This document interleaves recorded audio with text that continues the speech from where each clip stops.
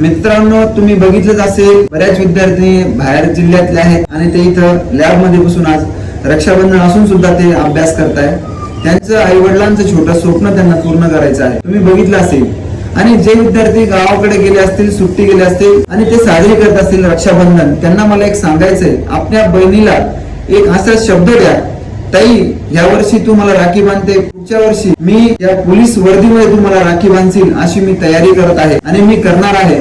आणि तुझ्या बरोबरच मी पोलीस होऊन माझ्या महाराष्ट्रातील हजारो बहिणींचं मी रक्षण करेन असा एक बहिणीला शब्द द्या आणि तशा पद्धतीने तुम्ही तयारी करा आणि 100% तुमच्या स्वप्नापर्यंत पोहोचणार असं एक वचन आपल्या बहिणीला द्या. त्या जोराने तयारी करा, तुमच्या मेहनतीला 100% यश मिळेल आणि तुम्ही तिथपर्यंत पोहोचणार आणि येणाऱ्या रक्षाबंधनला तुम्ही वर्दीमध्ये दिसले पाहिजे अशी सर्वांना संघर्ष फिजिकल अकॅडमी कडून, रवी सरांकडून रक्षाबंधनच्या खूप खूप शुभेच्छा. जय हिंद.